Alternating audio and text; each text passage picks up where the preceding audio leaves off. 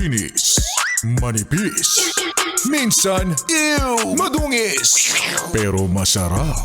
Mwah, ikis. Sexy time na. Sexy Mega! Narinig mo yung kanta na yan, naalala mo na naman siya. Solid talaga, hindi makamove on yung yes friend ko na yan. Niloko, sinaktan, pinagpalit, iniwan. Pinagmukhang syunga. Hindi pa rin makamove on. Iba ka talaga. Hanggang ngayon, umiiyak-iyak pa. At chine-check-check pa rin ang profile ng ex niya. Ay! Tapos magbumukmok, ganyan. Bakit mo kayo? Ewan ko sa'yo.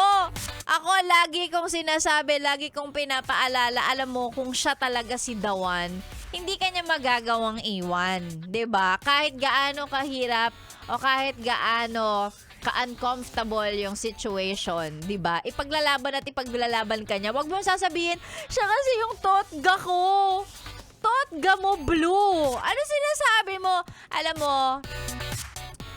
pwede ngang siya sana si Dawan. Pero baka kasi mataas lang yung potential kasi alam mo yon, baka sobrang jive na jive kayo, click kayo together. Pero again, there's no such thing as the one that got away. Kasi kung siya talaga si Dawan, magsistay yun. Mataas lang yung potential. Baka nag-click lang kayo, pero hindi pa talaga siya yung para sa'yo. Hayaan mo, darating din yun. Eto ang isipin mo. Pag may umaalis, pag may nawawala, it means it creates space for something that is meant for you. What? Gusto mo yun? May pa words of wisdom. Again, uulitin ko. Pag may nawawala sa buhay mo, it means it's creating space para sa mga bagay na paparating pa na para sa'yo talaga. Ganon! Diba? O kaya, okay lang namang malungkot, okay lang diba, naghihinagpis ka dyan. Naglulupasay ka dyan, okay lang.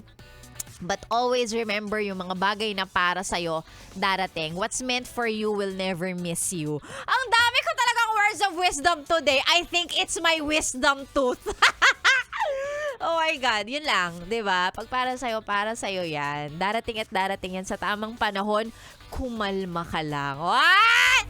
Chillax lang, yes, friend. And yes, ngayong araw ng Wednesday, kalma ka lang, kalma na. Si Sexy Mega na po ang inyong kasama. Tuloy-tuloy hanggang mamayang tanghali. At syempre, para dagdag sa mga pampakalma at para ma-excite ka ngayong araw ng Wednesday, gusto kong sabihin sa'yo na mamimigay ako ng 500 pesos ulit para sa ating promo na inaabangan ng mga mukhang perang katulad mo. Pera, pera! Pera, pera lang yan! Pera, pera! Pera, pera lang yan! I mean, it's not a bad thing kasi kahit si Sexy Megan mukhang pera din naman. Self-confessed mukhang pera. Pero I mean, kailangan talaga natin yun eh. Diba? Lalo pat pagka ganitong isang araw pa lang pagkatapos ng A15, ubus na agad. Ubus na agad yung mga sinweldo natin. Ayan, abangan. Alam nyo naman yan. Alam nyo na yan. You know the drill. Si Sexy Megan bumubunot lang ng mga pangalan sa mga nagpapa-shoutout. As long as yung pa-shoutout mo may kasamang picture ng radyo mo, pruweba na nakatuto ka sa 101.1 Yes FM. At syempre, pag naka-follow ka sa page ko, yun yung pinaka-importante. Kailangan naka-follow sa page na DJ Megan Yes FM. I-search mo kasi. Dali-dali eh.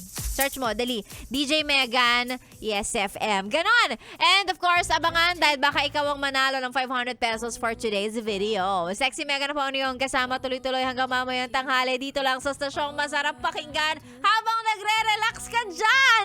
101.1 Yes FM. Solid!